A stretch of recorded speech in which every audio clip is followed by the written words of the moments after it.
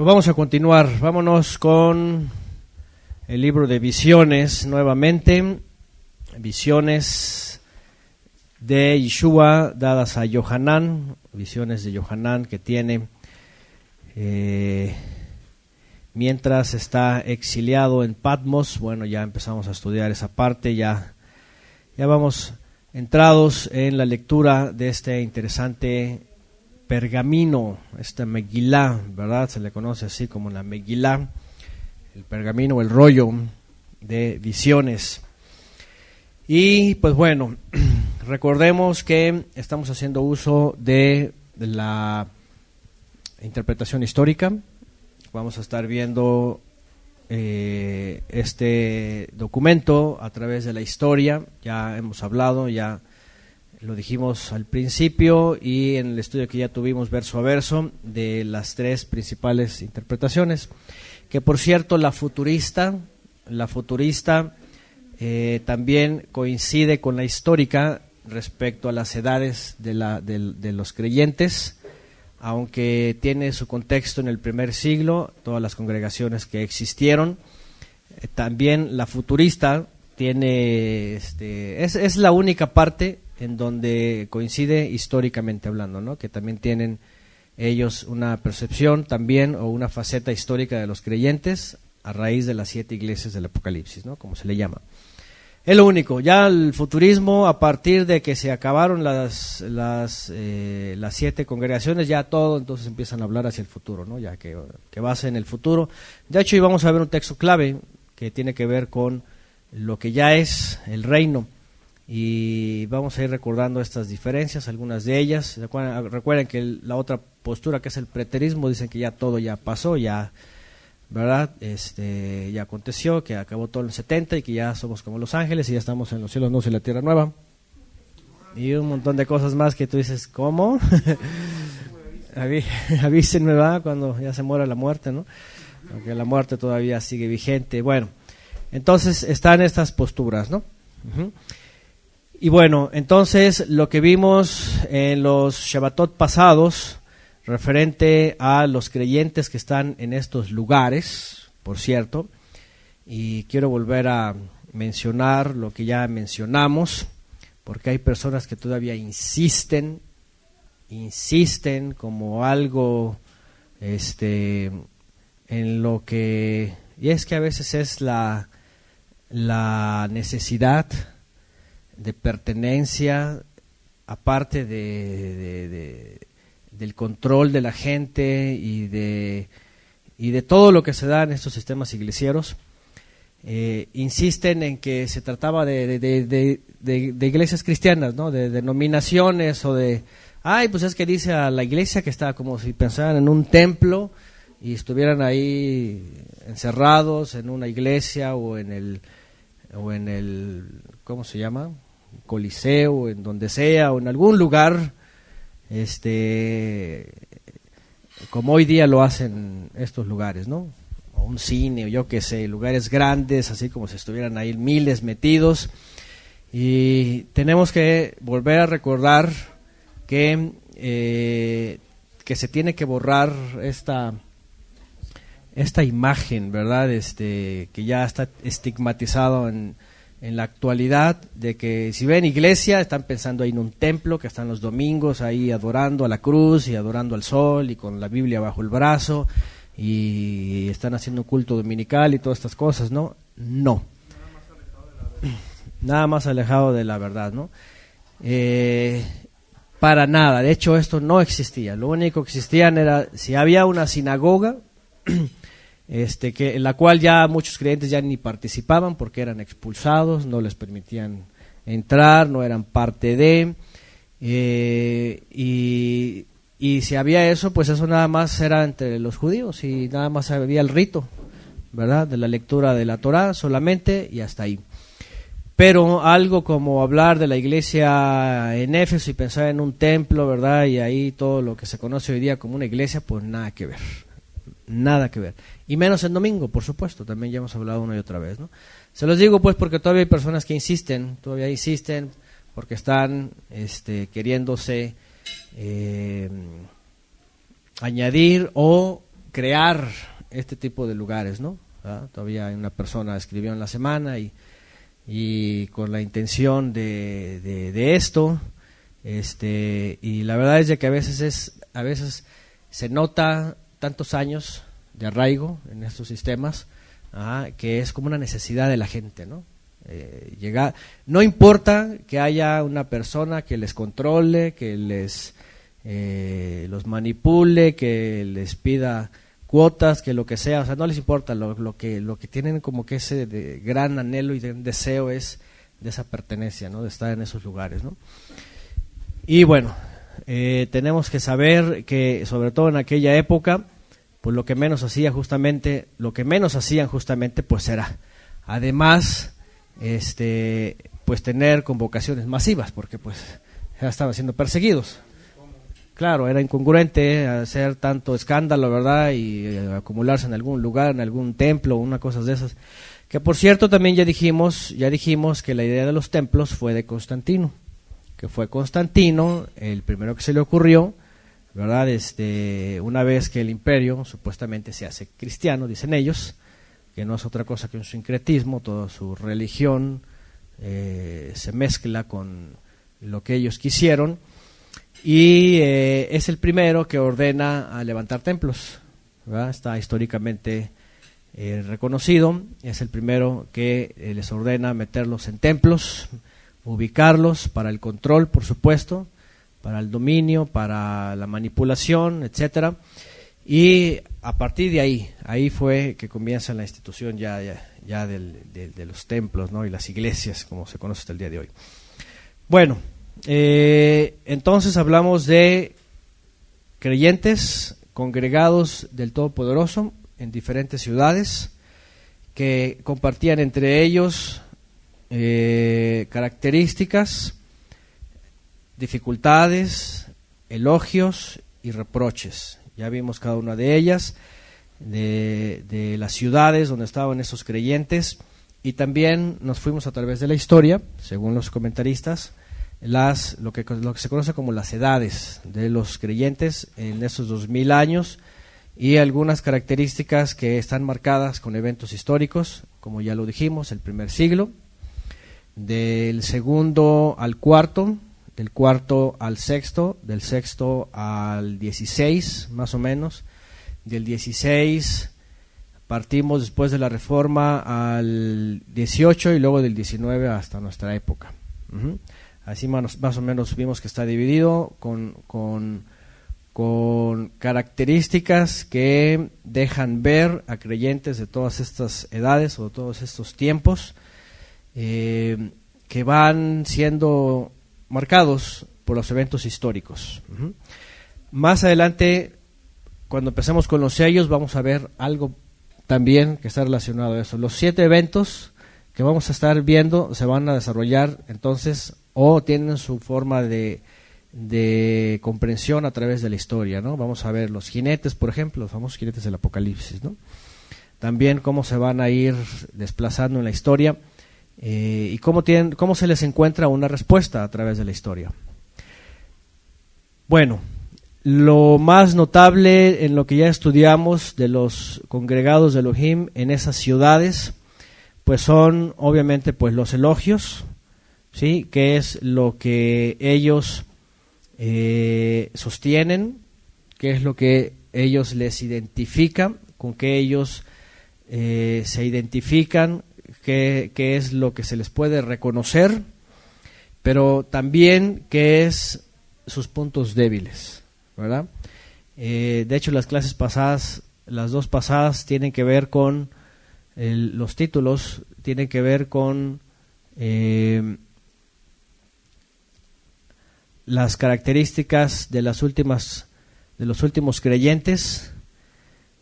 Por ejemplo, ahí yo me equivoqué, en la quinta ahí no le puse aquí le voy a cambiar el número 5, bueno, pero aquí está. La clase número 4, que fue, bueno, la de Éfeso, que comenzamos con Éfeso, que es regresa de donde caíste, ¿verdad? O perderás tu luz. Regresa de donde caíste. Y ahí ya desde Éfeso comienza un llamado a hacer teshuvá, vuélvete, de donde has caído, cuando se habla de su primer amor, ¿no? La siguiente clase que tiene que ver con los siguientes creyentes es de la observancia, cuando se le conoce sus obras, dice yo conozco tus obras, un proceso hasta la tolerancia, hasta el mensaje de tú que toleras. Y cuando hay tolerancia, la siguiente clase que tuvimos, que le llamamos de la tolerancia a la tibieza. El problema cuando se empieza a tolerar es que se empieza la asimilación hasta llegar a la tibieza. Bueno, fue como lo más destacable o lo más destacado entre estas congregaciones, cómo va el proceso de decadencia, ¿no? Desde te olvidaste de tu primer amor, aunque tienes buenas obras, aunque eres débil, aunque en parte eres fuerte, hasta que empieza la tolerancia, tú que toleras a esa mujer Jezabel. Ya hablamos de esa parte de la historia, ¿verdad?, en donde se estaba empezando a tolerar por el asunto de la gracia también, y todo este sistema meloso, hasta la tibieza. Ese fue el procedimiento, ¿verdad?, hasta llegar a la tibieza completa, ¿no? Y sobresale finalmente las expresiones yo conozco tus obras, y insistimos en eso una y otra vez, porque aunque la cristiandad dice que no es por obras, haciendo mucho énfasis en la expresión de Pablo, o sea, fuera de contexto, descontextualizándola, porque Pablo tampoco está diciendo que no tienes que hacer ninguna obra, porque por otro lado también se habla de, y mismo Pablo también habla de la fe sin obras, ¿no? Bueno, Jacob, ese es Jacob el que habla, la fe sin obras. También Pablo habla también de las obras, ¿no? Habla de una parte en donde en Romanos 3 que hemos repetido, donde dice por la fe se invalida la ley, dice de ninguna manera, sino que se confirma. Entonces van de la mano, ¿no? Entonces todo ese discurso de la cristiandad lamentablemente retorcido y totalmente usado de forma extralimitada en contra de las acciones de los santos, porque Apocalipsis así dice, las obras son las acciones justas de los santos, se convierte en Apocalipsis, finalmente contrario a la teología, en un punto en donde todo el tiempo se le está recordando las buenas obras, las buenas acciones, son las acciones justas, que al final de cuentas es la obediencia al Creador, la obediencia a los mandamientos, es la obediencia a los mandamientos. Entonces sobresalen dos expresiones, yo conozco tus obras, y también sobresale la expresión, el que tiene oído para oír, que oiga, algo que Yeshua también mencionó. 3:22 termina este capítulo cuando se habló a las congregaciones y se les dijo a una y a otra, se le dice, el que tiene oído, oiga lo que dice el Ruach, ¿verdad?, del Todopoderoso. El que tiene oído, que oiga. Y eso es lo que ya hemos mencionado antes, ¿verdad? El que tenga la capacidad de escuchar para obedecer. Ya también dijimos, no nada más son los oidores, como también ya leemos, no son los oidores, sino los hacedores. El que tiene oído, oiga para hacer. Evidentemente el llamado aquí es escuchar con atención para cumplir. El famoso Shema también escucha a Israel, ¿no? Shema Israel. Bueno, esas dos expresiones destacan en el mensaje a los creyentes que están en esas ciudades. Y bueno, ya vimos con detalle también cada una de las expresiones, lo que significan, y también trayéndolas a nuestro entorno, ¿no?, a nuestro contexto. También somos cada uno de nosotros exhortados a examinarnos, a ver nuestras obras, o sea, nuestra obediencia de los mandamientos, y sobre todo, pues más hablando de la congregación que corresponde a esta generación, o esta última generación, pues que la Odisea pues no es nada halagador, ¿verdad? Vivimos en una generación en donde solamente hay reproches por el estilo de vida del mundo materialista, ¿verdad?, del mundo egoísta, del mundo religioso, Laos Di, que ya hablamos todo relacionado a este asunto. Y bueno, ¿qué pasa después de estas palabras enviadas del Eterno, mencionadas por Yeshua? Dice Yohanan que escucha una voz como de un trueno y entonces empieza a hablar y empieza a escuchar y se le empieza a hablar este mensaje: envíalo a tal lugar de Éfeso hasta la Odisea. Ya vimos la ubicación de estos lugares, ya vimos lo que significan también, ya vimos cómo están conectadas en la historia, según los comentaristas históricos. Y terminan las palabras a estos creyentes y vamos al capítulo 4, porque aquí hay una escena interesante, ¿verdad? Del creador, del trono de Elohim, de el Mesías también, que ya aparece, del reino mismo, de otras cosas que quedan en la incógnita. Ahorita vamos a ver en un sentido que hay cosas que obviamente pues no se saben, no dice la Escritura a qué se refieren exactamente, ¿verdad? Como el famoso tema de los 24 tronos, ¿no? Y los 24 ancianos que están ahí, que bueno, hay de todo, se comenta de todo. Pero lo cierto es de que Yohanan ve una escena de los lugares celestiales, ¿verdad? Donde está el trono del Todopoderoso y está el Cordero también ahí, que es el Mesías, obviamente, ¿no? Vamos al capítulo 4 y 5, que hoy nos vamos a entretener aquí para ir averiguando, ir viendo estos detalles. Y bueno, dice Yohanan: después de estas cosas miré, y aquí una puerta abierta en el cielo. Una puerta abierta en el cielo, ¿no? Evidentemente está extasiado, como se suele decir, está lleno del Ruach y está viendo visiones, se le permite ver más allá de lo que todo ojo humano ve, y tiene una visión en donde se abre el cielo, hay un portal, dice aquí, una puerta abierta, ¿verdad? Cosas que han llevado a la pantalla grande, ¿verdad? Dicen, en esas películas en donde abren portales y llegan los Avengers y todas esas cosas, ¿verdad? Que son los caídos de forma hollywoodense, ¿verdad? Los héroes de los terrenales que los seducen y que son héroes y que estas cosas, y siempre han trastornado las cosas celestiales, las cosas reales, para poner a sus ídolos ahí, ¿no? Porque al final de cuentas, esta gente que hace estas películas están basándose en los caídos, pero finalmente son sus héroes, ¿no? ¿Ah? Son sus héroes, son sus salvadores, son sus redentores, son los caídos, sí, son los que descendieron. Eso significa Anunnaki, ¿no? Los que vienen de Anu, los que vienen del cielo, ¿no?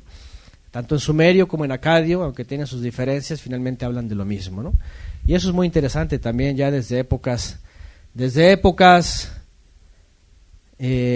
primigenias, que por cierto también el asunto del Big Bang y todo eso también finalmente está basado en las descripciones Anunnakis, ¿verdad? Los acadios, si no me lo recuerdo, uno de ellos decía que todo proviene de una roca, ¿verdad? De la creación de una roca en donde viene todo lo demás, ¿no? Entonces, según sus teorías, pues al final de cuentas están involucrando poderes de seres poderosos, caídos, y que demuestran una intervención angelical, ¿no?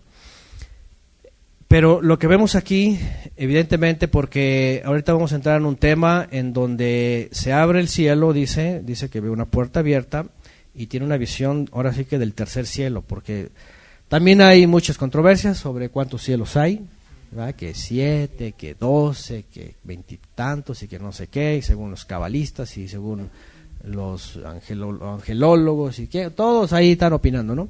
En la Biblia realmente no hay algo en donde el Eterno diga cuántos hay, ¿ya? Solamente Shaul de Tarso es el único que en la visión que él menciona se habla del tercer cielo, ¿ya? Subía, dice una visión el tercer cielo, es lo único.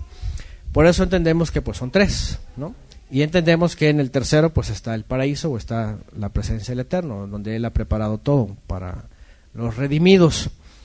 Pero bueno, el punto aquí es de que se abre el cielo, hay una puerta, dice, o algún portal, algo en donde se abre un hueco, y tiene una serie de visiones, Yohanan, pues de la presencia divina, del trono celestial, del Cordero que ha sido reconocido en los cielos, y de una serie de cosas, ¿verdad? Como los seres también, los famosos 4 seres que aparecen aquí, muy parecidos a los de Ezequiel, aunque no son los mismos aparentemente.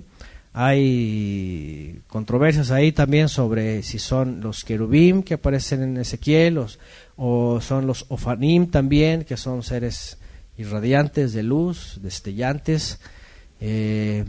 Las diferencias entre sus alas, entre sus apariencias, sus aspectos físicos, cosas que muchos pues han dado la tarea también de ilustrar, ¿verdad? De dibujar y según la imaginación lo que leen ahí. Y obviamente pues cuando los vemos pues, puros seres extraños, ¿no? Porque es una mezcla de hombres con animales y alas y ojos por todos lados y todo eso se ve así como terrorífico, ¿no? Así como, ay, ¿qué es eso, no? Pero todo está denotando características del Creador, que todo lo ve, el poder manifestado en la tierra, ¿verdad? Como los seres, por ejemplo, el león tiene su parte en la tierra, el águila que domina sobre los vientos, el mismo humano, ¿verdad? Que gobierna sobre los seres de la tierra, sobre la creación, el toro que es una representación de la fuerza y el poder también de la tierra.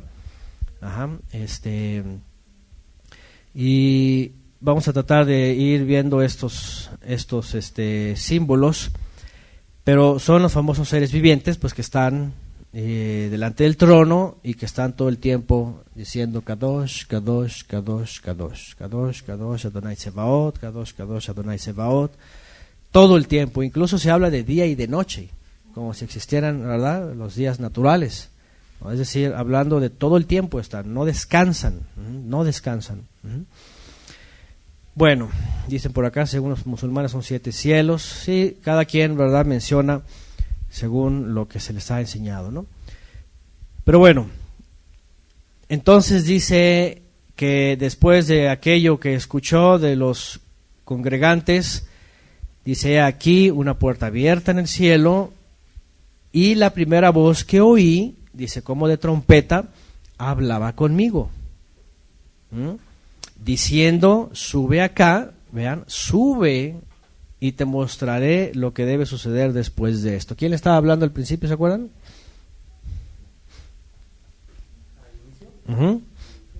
El Mesías. Ajá, dice que vio a uno como hijo de hombre.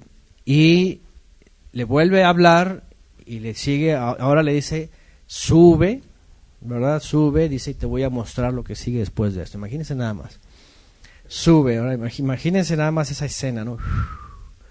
O sea, traspasar los cielos, entrar en esa otra dimensión y pues ver lo que está allá, ¿no? O sea, es algo, ahora sí que sobrenatural, maravilloso, ¿no? Algo que, imagínense, viendo todo eso, ¿no? Dice, al instante, en ese momento, dice, estuve en el Ruach. Estuve en el espíritu, es algo como lo que vivió Shaul de Tarso. Porque él dijo, en el cuerpo no lo sé, fuera del cuerpo no lo sé. No sabía lo que había pasado. Era tan real que creía que estaba ahí. Pero lo más seguro es de que le pasó lo que le pasó aquí a Yohanan, en el Ruach, dice, ¿verdad? Carne y sangre no pueden entrar ahí. Entonces lo más seguro es de que fue su Ruach. Igual como le pasó a Ezequiel. A Yehezkel cuando tuvo la visión dice que fue tomado, ¿verdad? Dice que fue tomado de las guedejas, dice, fue levantado y fue llevado a ver esa visión, ¿no? Entonces seguramente pues lo mismo le pasó a Yohanan, ¿no? Y más por cuando dice aquí, estuve en espíritu, dice, y he aquí un trono puesto en el cielo. Lo primero que ve es un trono puesto en el cielo. Recuerden que Shamaim tiene que ver con sublime, en lo excelso, ¿verdad? En lo más supremo. Dice, y en el trono uno sentado. Vio a alguien sentado, vio una figura, ¿verdad?, de alguien que estaba sentado. Aunque no dice, no necesariamente dice uno con aspecto de hijo de hombre, solamente dice uno sentado, ¿verdad? Y el que estaba sentado era semejante en su aspecto a una piedra de jaspe. Y de cornalina, que son gemas, ¿verdad? Son piedras preciosas, que son las que están apareciendo también en el efod del sumo sacerdote, en el templo de Elohim, aparecen más adelante. Son piedras, pues son gemas, son piedras preciosas y que están irradiando también esa presencia ahí. Y dice, aspecto de una piedra de jaspe y de cornalina, y había alrededor del trono un arco iris, semejante en su aspecto a una esmeralda. Alrededor del trono, hasta ahí sobre el trono. Alrededor del trono había 24 tronos, y sobre los tronos 24 ancianos vestidos con vestiduras blancas, y sobre sus cabezas coronas de oro. Del trono salen relámpagos, del trono algo parecido, ¿se acuerdan? En el monte Sinai. En el monte Sinai, cuando desciende la presencia divina, dice que había entre truenos y relámpagos, y era todo, ¿verdad? Impresionante, ¿no? Dice que todo Israel se estremeció, dice, y temieron. Sí, no quisieron ver ni escuchar, y no, tú ve, Moisés, tú ve, porque vamos a morir todos, decían. Bueno, 24 tronos, sobre los tronos 24 ancianos vestidos con vestiduras blancas. 5 del trono salen relámpagos y voces, vean, y voces, aunque no dice qué voces o qué decían, solamente y voces y truenos, y delante del trono arden 7 menorot, lo más seguro pues es que eran menorot, de fuego, las cuales son los 7 ruajot de Elohim, son los que aparecen también en Isaías, ¿no? Delante del trono hay como un mar de vidrio, semejante al cristal, y en medio del trono, alrededor del trono, y en medio del trono, alrededor del trono, 4 seres vivientes. Hayot, es la misma expresión en hebreo que aparece como seres vivientes o animales. De hecho, la traducción de Génesis aparece como animales. Aquí lo ponen seres. Y la raíz es hayá, que tiene que ver con seres vivientes, ¿no? Que es lo que hemos explicado también antes. ¿Se acuerdan que hay gente que ya y que puro ya, y los yagüistas, ¿no? Que también es una contracción del verbo ser estar en un tiempo gramatical, y que también aplica a los animales. Es una de las cosas incongruentes que mencionan que ya y que no sé qué, hayá, pero es una forma también de hablar de los animales. Entonces imagínense cómo a veces están expresando el Creador, ¿no? Sin entender lo que están diciendo, ¿no? Hayot, que viene de hayá, que viene de seres vivientes, se les menciona así a los animales en Génesis. Y en hebreo aquí también, si van al hebreo en Apocalipsis o en Visiones, es la misma palabra, van a encontrar la palabra hayot, de hecho, que son seres vivientes, son animales, sí, pero obviamente pues aquí está hablando de seres superiores y que están delante del trono, dice, en medio, alrededor del mismo trono, 4 seres vivientes llenos de ojos por delante y por detrás, llenos de ojos. Entonces ya de entrada ya lo primero que vemos, está raro esto, ¿no? Ay, ojón, dice de cara, hermano. Ojos por todos lados, que significan la omnipresencia, ¿no? O omnisciencia, dice, el que todo lo ve, el que está en todos lados, ¿no? Que representa a aquel que todo lo ve, ¿no? Aquel que todo lo escudriña y todo lo examina, ¿no? El primer ser viviente era semejante a un león. Fíjense la diferencia, porque en Ezequiel en realidad son 4 seres vivientes también, pero los 4 tienen los 4 rostros de los que aparecen aquí, y aquí cada uno tiene un rostro nada más, y allá tienen los cuatro rostros, cada uno en una ubicación de su cuerpo. Y aquí no, aquí la diferencia es de que el primero, por ejemplo, es semejante a un león, el segundo ser viviente semejante a un becerro, el tercer ser viviente tenía rostro como de hombre, y el cuarto ser viviente era semejante a un águila volando.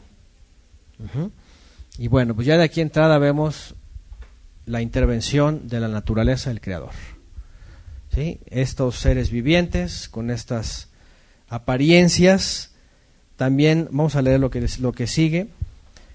Cada uno dice de los cuales tenía 6 alas alrededor, es lo que aparentemente tienen los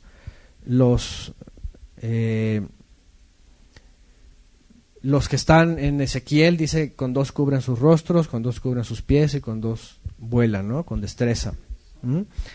Los querubín, bueno, otros dicen que son serafín, porque están destellantes, están destellando o irradiando luz. Ahí es donde están las diferencias, ¿no? Que no se pueden poner de acuerdo sobre los seres superiores. Bueno, 6 alas alrededor, estaban por dentro llenos de ojos y no se daban reposo, vean, día y noche, o sea, todo el tiempo, diciendo Kadosh, Kadosh, Kadosh, el eterno Elohim todopoderoso, el que era, el que es y el que viene, o el que ha de manifestarse, dice en hebreo, ¿no? El que ha de manifestarse o de mostrarse a los hombres. Bueno, de entrada obviamente estamos viendo un trono que no tiene más definición más que las piedras, las gemas, en donde están con un arco iris, dice, alrededor están los 24 tronos con los 24 ancianos, y alrededor del trono, en medio del trono, dice, están estos seres vivientes y están reconociendo el Eterno. Lo que está diciendo es que quien está representando en el trono es el Todopoderoso, es el Eterno, ¿verdad? No hay más. Incluso aquí lo incluye otra vez lo que ya hemos hablado antes, el Eterno Elohim, el Shaddai, el que era, o el que existió, el que existe y el que ha de manifestarse, ¿no? ¿Por qué? Porque más adelante va a aparecer el Cordero. Entonces, no puede ser el Mesías, porque el Mesías aparece más adelante, incluso el que está en el trono lo reconoce al Cordero, como aquel que ha vencido. Bueno, dice, cuando los seres vivientes dan esplendor y honor y acción de gracias al que está sentado en el trono, al que vive por siempre, por los siglos de los siglos, los 24 ancianos se postran delante del que está sentado en el trono y exaltan al que vive por los siglos de los siglos y colocan sus coronas delante del trono diciendo, digno eres, oh Eterno y Elohim nuestro, vean, de recibir el esplendor, el honor, el poder, porque tú creaste todas las cosas y por tu voluntad existieron y fueron creadas. Obviamente, pues está hablando del Eterno, ¿verdad? Por medio del cual viene todo, aunque lo hizo por medio del Mesías, o sea, un medio, todo viene del Creador, todo viene del Creador. Bueno, vámonos a repasar rápidamente lo que estamos leyendo, porque está una escena de los lugares celestiales, del trono del Todopoderoso, el lugar inaccesible que Shaul de Tarso menciona en su carta a Timoteo. Dice que él habita en luz inaccesible, donde ningún hombre, dice, puede llegar, nadie puede acceder.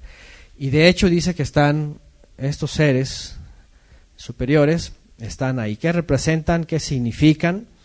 De entrada, pues el trono representa el trono de Elohim, ¿no? El poder del Todopoderoso en los cielos, ahí manifestado de una forma gráfica.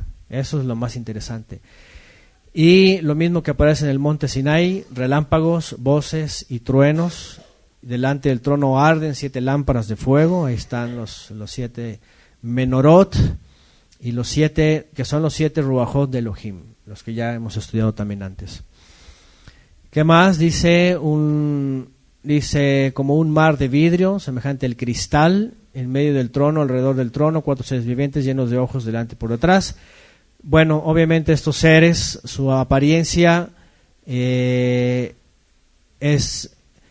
su apariencia está determinando, porque aquí hay dos cosas. Cuando hicimos el comentario verso a verso dijimos, a ver, ¿qué es lo que está apareciendo aquí? Porque hay asociaciones que nosotros conocemos. El águila, el león, el ser humano, el toro, aquí aparece como becerro. Becerro es un toro, un becerro. Son asociaciones terrenales. O el Eterno está diciendo algo a través de eso, para que nosotros entendamos, o son creaciones primigenias que después Él aquí abajo formó también, ¿no? Basadas en eso, ¿no? O sea, ¿qué es lo primero, no? ¿Qué es lo primero, lo celestial o lo terrenal, no? Porque al final todo lo que está aquí abajo, que es un diseño original, que es un diseño inteligente, pues no se duda de que tenga un origen celestial, obviamente, no todas las cosas, ¿no? Hay otras cosas que seguramente están arriba y no tienen descripción humana, a lo mejor ni colores, por ejemplo, ¿no? Ni colores, ni formas, ni aspectos, ni olores, por ejemplo, ¿verdad? Porque si hablamos de esas capacidades, pues imagínense lo que hay en los cielos, ¿no? Cosas que ojo no vio, dice Pablo, ¿no? Ni oído escuchó, imagínense. Por ejemplo, no vamos a subir allá hablando nuestro castellano, ¿verdad? Nuestro español todo torcido. Imagínense qué idioma se nos va a dar para comunicarnos allá delante del Creador. Imagínense nada más, ¿no? O sea, todo eso, las sensaciones, ¿verdad? Las emociones, la desbordante felicidad. O sea, algo que uno no tiene una idea. Pero lo que sí vemos aquí son asociaciones terrenales. Y lo más interesante es de que están implícitas en el pueblo de Israel. ¿Se acuerdan? Ustedes que van a hablar de las tribus, están en las 12 tribus, por ejemplo, ¿no? Hay quien ha hecho la búsqueda de estos y el análisis en diferentes textos. Por ejemplo, si nos vamos al libro de Números, que por cierto en Números están el campamento, están divididos, están seccionados. Está el santuario, vean qué interesante, porque el santuario, que originalmente debía estar en medio, tenía a las tribus a su alrededor. Y los patriarcas, por ejemplo, las tribus estaban ordenadas al oeste por Efraín, Manasés y Benjamín. Y Efraín tenía como estandarte un toro o un becerro. Al oeste. Al este estaban las tribus de Yehudá, Isahar y Zebulón. Y ese es otro de los órdenes que te digo que están ordenados las tribus. Por matriarcas, por autoridad espiritual, por del mayor al menor y cómo estaban en los campamentos divididos. Una era la que comandaba a todas las tribus. ¿Cuál era? La tribu de Judá, a los príncipes, ¿no? Pero estaban divididas las 12 en 3 y cada una estaba comandada también por otra tribu.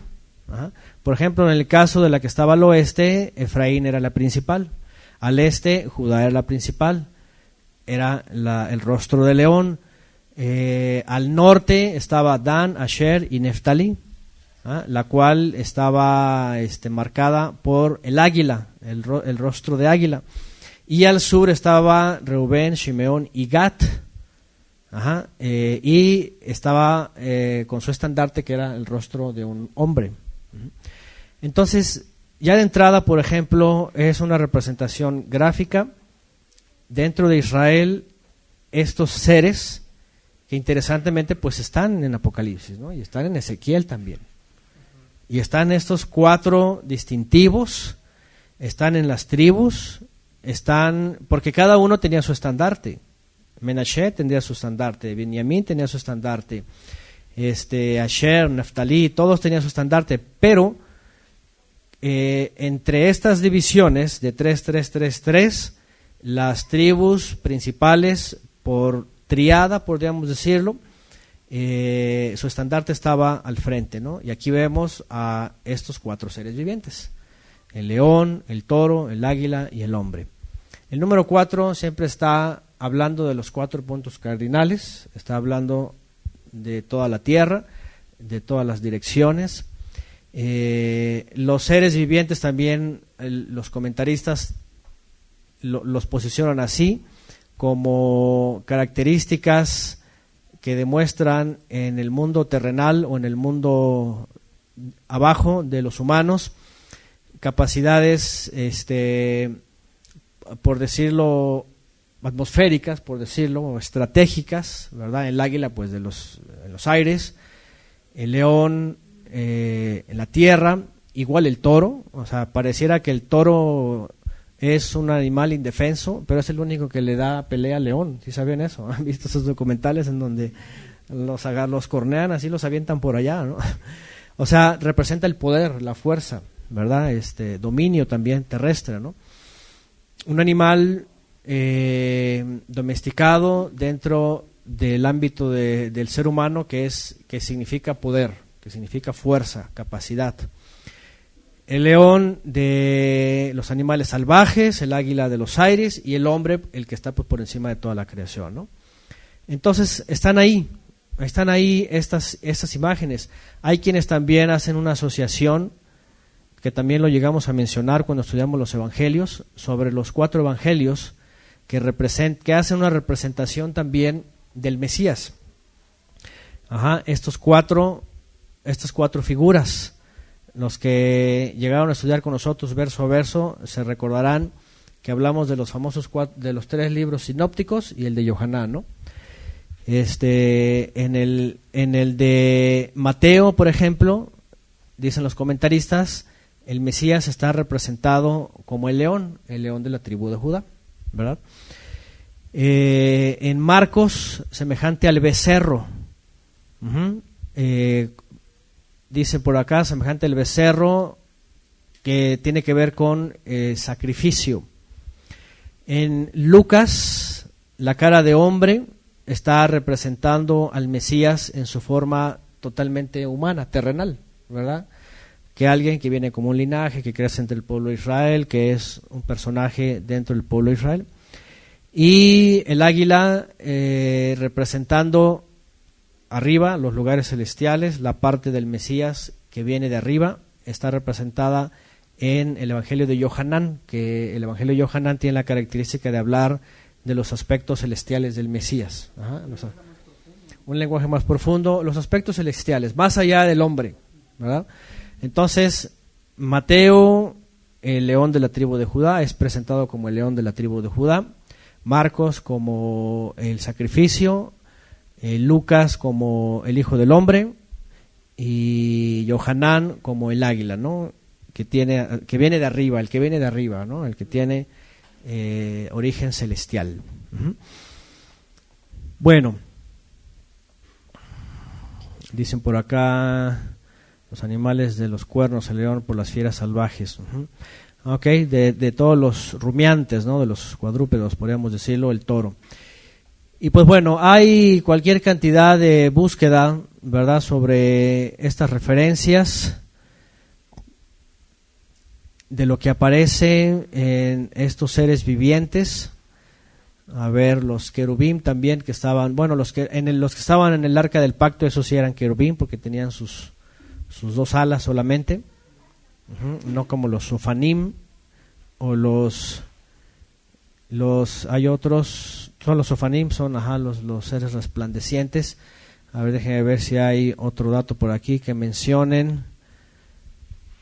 Dice un comentarista por aquí, además, dice, el león representa justicia y nobleza, el toro representa poder y fortaleza, el águila soberanía y supremacía, y el hombre representa, dice, sabiduría y amor. Y en este caso, pues también la semejanza del Todopoderoso en la tierra, ¿no?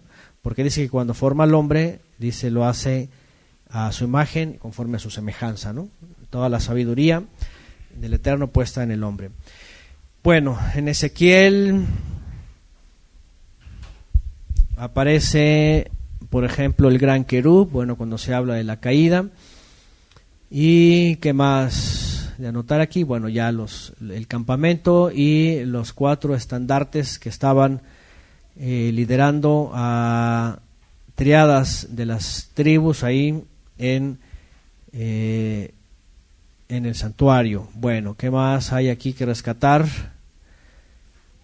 Y pues ya, de ahí en más lo que vemos en Apocalipsis, pues lo que está haciendo finalmente es el Eterno, el Creador que está en su trono en los cielos, está siendo reconocido por toda su creación, ¿verdad? Por todo lo que le representa aquí abajo en la tierra, tanto el hombre que le dio sus capacidades como todas las fuerzas en la tierra, ¿no? Todas las bestias, háblese de los animales que vuelan, de los animales terrestres, de los que dominan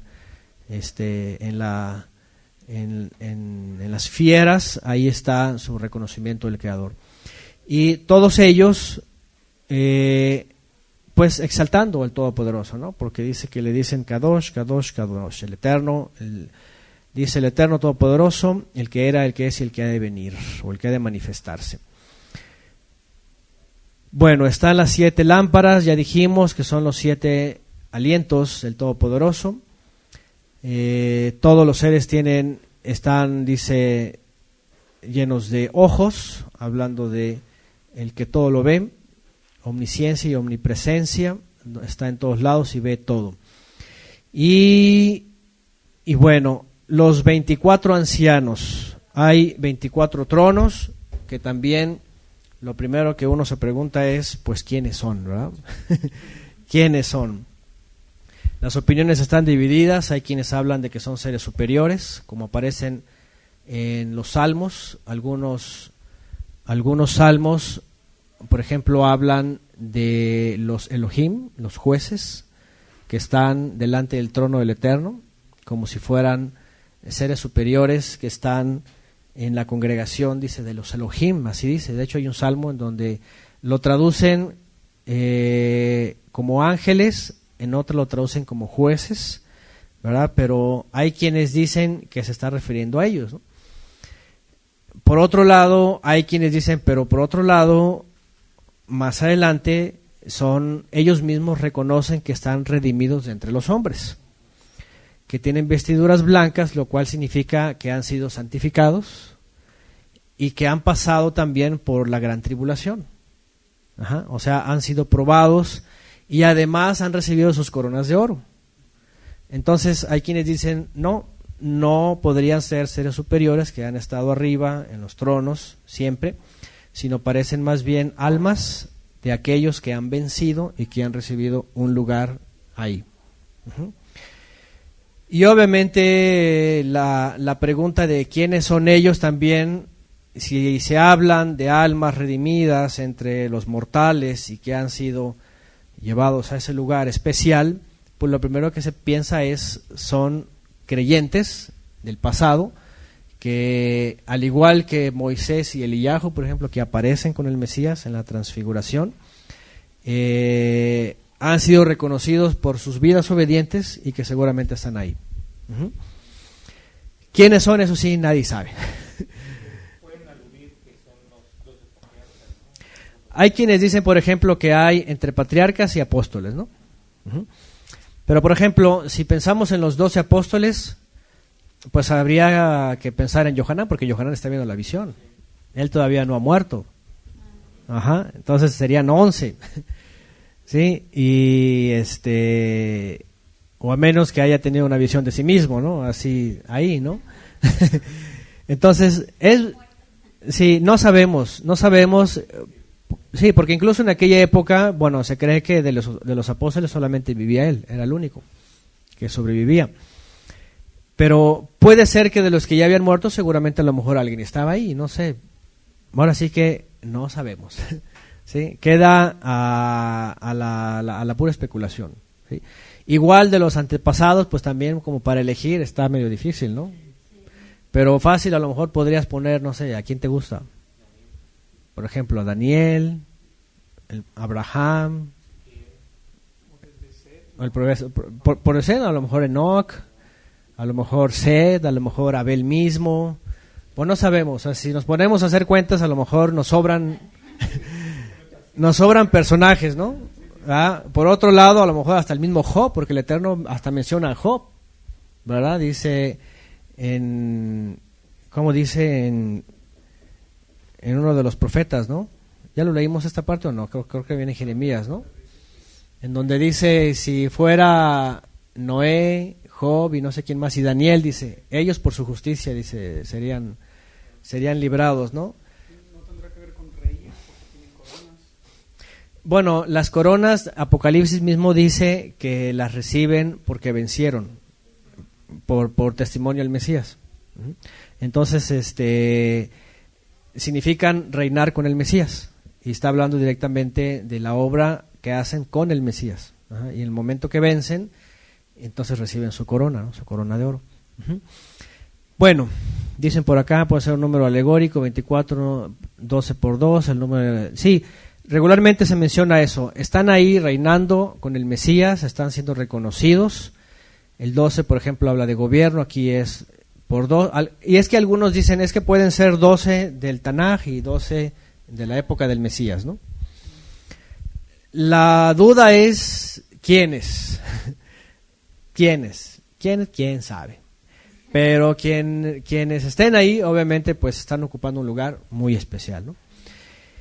Hay un momento en donde dos de sus discípulos, los discípulos de Yeshua, ¿verdad?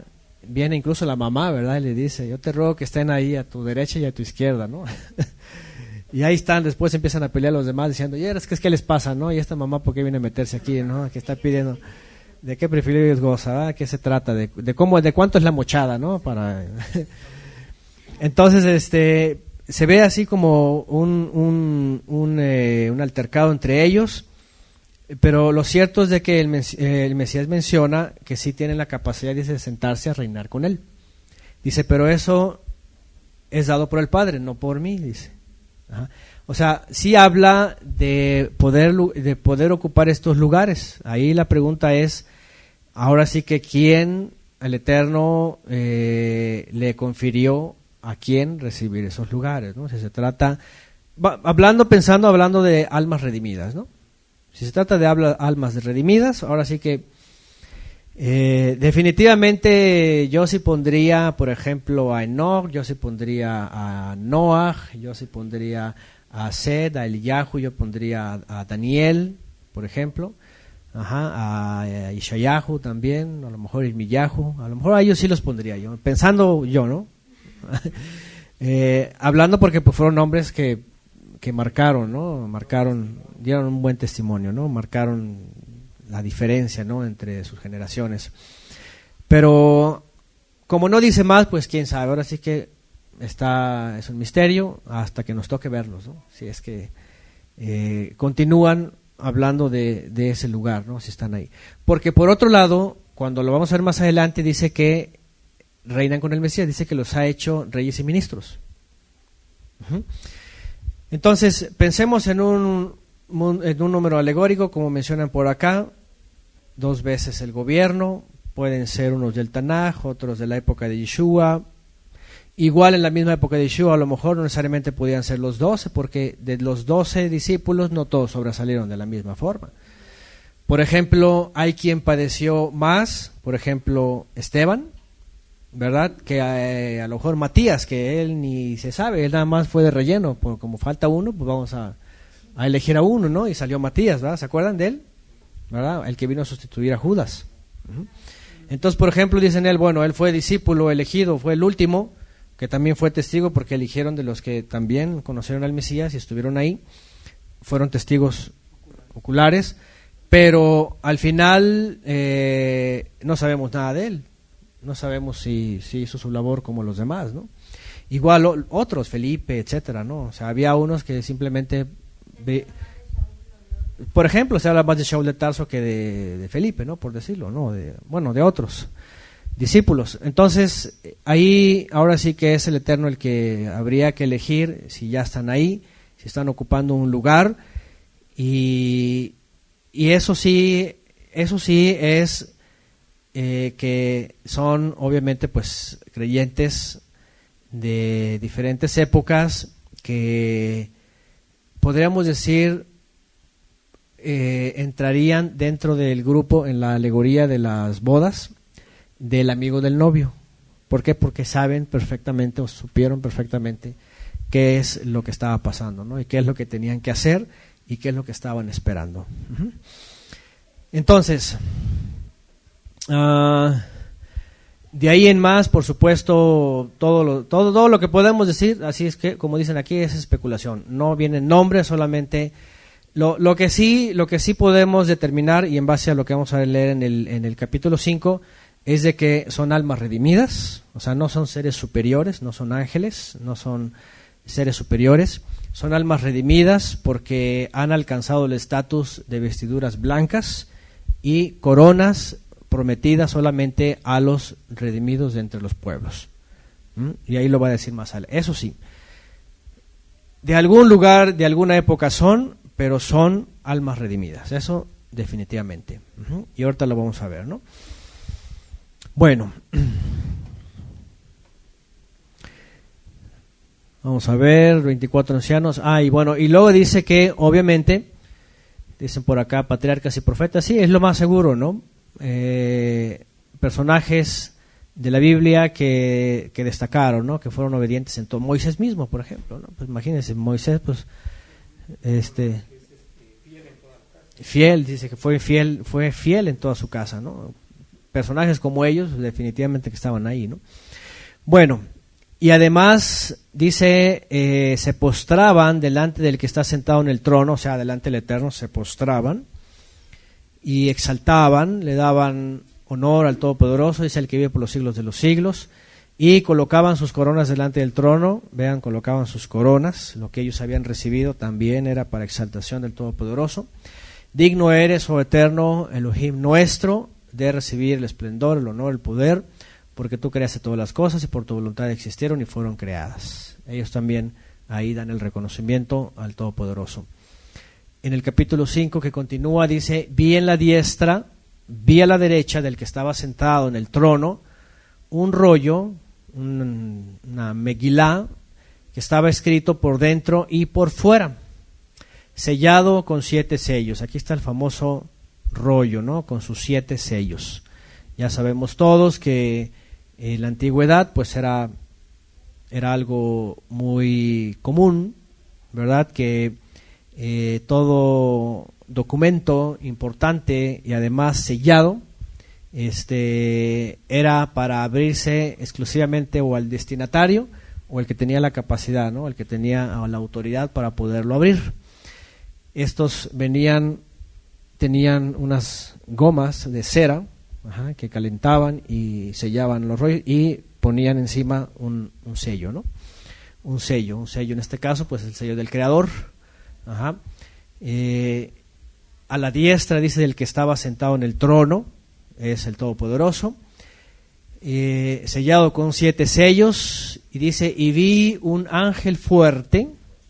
Esta es la descripción, un ángel fuerte. No sabemos si es el aspecto de un fornido, así totalmente poderoso, ¿verdad? Porque por otro lado también esto que se volvió un culto, por ejemplo, al cuerpo, a la musculatura y todo eso que hacían los griegos, era también por el culto a los seres caídos, porque se manifestaban así, ¿no? Como seres poderosos, seres fuertes, seres que eran dignos de imitar. Y ahí es donde vienen los 24 ejercicios de Hércules. Que de ahí vienen las Olimpiadas, y ahorita todo el culto a los deportes, todo lo que es deporte es eso, ¿no? Es el dominio de una especialidad para darle culto a Hércules o a Zeus. Finalmente Hércules lo hacía para su padre Zeus, ¿no? Pero la realidad es otra, ¿no? Este poder y esta fuerza representa la transferencia de poderes del Creador hacia estos seres, ¿no? Bueno, vi un ángel fuerte que proclamaba a gran voz y preguntaba, ¿quién es digno de abrir el rollo y desatar sus sellos? El rollo definitivamente traía información que era necesaria conocerla. La necesidad siempre es qué dice ahí, ¿no? ¿Qué es lo que contiene? ¿Quién podrá saberlo? ¿Quién podrá abrirlo? ¿Quién tiene la capacidad de abrirlo, no? El ángel fuerte sale y dice, ¿quién es digno de abrir el rollo y desatar sus sellos? Y nadie en el cielo, ni en la tierra, ni debajo de la tierra podía abrir el rollo ni mirarlo. Ni siquiera mirarlo. Y ahí ni siquiera los 24, ni siquiera de uno de ellos tenía esa capacidad. Nadie, dice, nadie en el cielo, ni en la tierra, ni debajo de la tierra podía abrir el rollo, ni siquiera mirarlo. Dice Yohanan, y lloraba yo mucho, pues nadie fue hallado digno de abrir el rollo, ni de mirarlo. Pero uno de los ancianos me dijo, no llores. He aquí el león, dice, de la tribu de Yehudá, la raíz de David, ha vencido para abrir el rollo y sus 7 sellos. Y aquí viene uno de los 24, que viene y dice esto. ¿Quién es? No sabemos tampoco. ¿Verdad? Lo más seguro es que haya sido una especie como de Moisés, a lo mejor, o del mismo Abraham, ¿verdad? De los que estaban bien entendidos, de los que lo sabían y lo veían de lejos y lo saludaban, pero que ahora ya lo reconocían. Y lo más interesante otra vez es de que todo regresa y todo se concentra en el pueblo de Israel. ¿Ah? En el pueblo de Israel. Así lo va a entender. Todo está concentrado en el pueblo de Israel. ¿Verdad? Aquí no hay gentiles, aquí no hay paganos, aquí no está la iglesia de Constantino, aquí nada de estas cosas. Todo estaba concentrado en el pueblo de Israel, en las tribus. De hecho, más adelante están numeradas las tribus en los 144,000, aunque queda fuera queda fuera Dan, y es incluido aparte de Yosef, Benjamín y Menashe, pero todo está concentrado en las tribus de Israel. No, tampoco son los testigos de Jehová que están ahí volando, reinando, ni nada de esas cosas, ¿no? Todo está concentrado en las. ¿Por qué? Porque el Eterno pactó con Abraham y su descendencia, ¿verdad? Porque la promesa viene por Isaac, y el hijo de Isaac es Jacob, el que se aferra a la promesa, por aquel que incluso con 4 mujeres, ¿verdad? Viene toda esta descendencia en donde vienen ministros, en donde vienen reyes, en donde vienen jueces, en donde vienen profetas, en donde viene un linaje a donde viene a nacer el Mesías. Todo está concentrado en el pueblo de Israel. Aquí no hay que papas, ni que padres de la iglesia, ni que nada de esas cosas. Nada de ese paganismo aquí no existe. Finalmente, todos tenemos que reconocer que el Eterno planeó todo esto a través de Abraham y lo iba a hacer a través de sus descendientes, ¿verdad? Y solamente como medios que utilizar, porque al final de cuentas, pues tampoco el hecho de que sean ellos es porque sean algo, sino al final todo también hacía alusión a algo. Por ejemplo, Judá, ¿no? Ya van a hablar los chavos más al rato de eso, ¿no? La tribu de Yehudá, que ni siquiera es de la esposa amada, ¿verdad? Donde vienen los reyes y donde se toma la impronta de lo que tiene que ser todo creyente, el que exalte al Eterno, ¿verdad? El que levanta su mano para exaltar al Eterno y reconocerlo. Por ejemplo, ¿no? Los levitas, por ejemplo, los leviim, y que muestran el celo, muestran la santidad, y que a través de ellos el Eterno muestra a gente que está buscando para consagrar a su pueblo, ¿no? Para que fueran intermediarios, ¿no? Y reconciliadores, ¿no? Los ministros, y así. Todo finalmente está dentro de los términos y de los límites que el Eterno puso en los hijos de Israel. En este caso es mencionado Yehudá. ¿Por qué? Porque de Yehudá vienen los reyes de Israel. Y más porque se hace alusión, obviamente, como está aquí, al hijo de Isaí. Dice aquí el león, ¿se dan cuenta? El estandarte que está en esta triada de tribus, la cual lidera Yehudá y está puesta ahí en medio. Y que no es otra cosa que la representación gráfica. Porque al final de cuentas, con todo y los reyes fueron un desastre. ¿Verdad? Fue un desastre. Con todo y David, su hijo, fue un desastre y trajo la ruina a todo Israel. ¿Verdad? Por un lado tú ves eso, pero por otro lado ves aquel que va a cumplir el verdadero propósito de la tribu de Judá, ¿no? El fuerte, el que viene a dominar, el león de la tribu de Judá, dice. De la tribu de Judá, la raíz de David. Vean, la raíz de David es un título que lleva el Mesías, ¿sí? Que es también en los profetas se le menciona como el Netzer, el retoño o el pimpollo, ¿verdad? Que sale ahí la ramita que viene de Ishai, por el cual nace David, y el cual es una ¿cómo se puede decir? Y lo hemos dicho antes, una referencia de David mismo, ¿no? Hijo de David, alguien como David. Pero está asociado dentro de la literatura definitivamente pues al Mesías, aunque por otro lado sabemos que el Mesías no es hijo de David. Pero aquí se le reconoce como con el título del cual portaba, ¿no? El cual viene de David.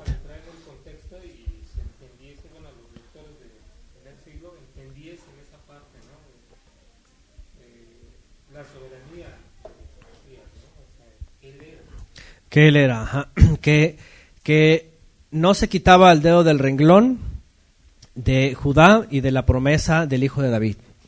El que iba a venir a vencer, el que iba a tomar el poder, el que iba a tomar el dominio, el reino, y el que iba a librar finalmente a Israel, ¿no? De sus enemigos. Porque miren, todo está relacionado a esto. Siempre se habla del libertador, de alguien como David, que iba a venir a sostener el trono de David, iba a tomarlo para liberar a Israel. Por otro lado, por ejemplo, imagínense la escena celestial, las referencias sobre el Mesías, pero lo que pasaba abajo en la tierra no era lo que estaban viendo en el cielo, porque veían a un Judá abajo despedazado por Roma, esclavizado por Roma, destruida la ciudad hasta sus últimos estructuras por Adriano II. Un Judá en donde sus príncipes y su linaje se había acabado, en donde sus ministros también estaban al punto del exterminio. Entonces cualquiera abajo en la tierra dice, pues ¿cuál tribu? ¿Cuál David? ¿Cuál león? Porque abajo es un caos. Y aquí Apocalipsis es donde nos muestra en que estos títulos y estas descripciones no tienen nada que ver con lo que los judíos esperan aquí abajo, sino simplemente lo que ellos tenían que entender, que iba a salir, ¿verdad? Aquel verdadero león, aquel verdadero rey, a partir de la promesa hecha a David, y esto nada más para ubicarlo, quién era y de dónde había nacido, ¿no? De las familias de David, que nacieron en Betlehem, y que aunque creció en Nazaret, lo ubicaban a él como el descendiente de David, ¿no? Bueno, ponen aquí Jeremías 23:5, y aquí vienen días, declara el Eterno, en que levantaría a David un renuevo justo. Él reinará como rey, actuará sabiamente y practicará el derecho y la justicia en la tierra. Ahora, importante este texto que ya hemos estudiado antes, ya volveremos a ver Jeremías, pero en Isaías ya hemos estado viendo claramente la faceta del rey Mesías. Porque una de las cosas que vamos a recordar hoy es la discrepancia totalmente y además antibíblica postura del futurismo, que dicen que todavía no es rey, que todavía no reina y que todavía no ha venido como león. Pero por otro lado, ya aquí en Apocalipsis te está diciendo, a ver, espérame tantito, porque aquí ya te está diciendo que ya venció, que ya tiene el poder y que ya tiene el reinado, ¿no? Y va a aparecer como rey, y aquí ya está siendo puesto como rey. Y ya ha vencido, de hecho. Y aquí dice, ¿verdad? El león de la tribu de Judá, la raíz de David, ha vencido para abrir el rollo y sus 7. Es decir, ya está ahí. No dice que va a vencer, ajá.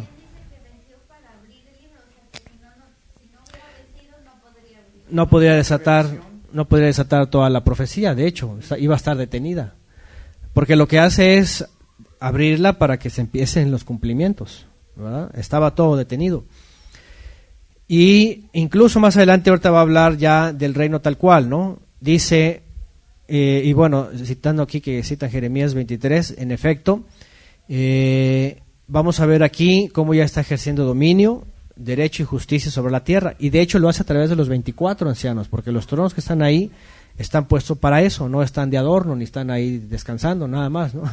Sino que ejercen poder sobre la tierra, aunque ya sabemos que no es un poder como las naciones, porque todos estos pro-talmúdicos pues están esperando ver un rey físico abajo, ejerciendo con vara de hierro y dándole coscorrones a todos, ¿no? Dando así como que dándole latigazos para que obedezcan a fuerzas, ¿no? Ese no es el reino del Creador.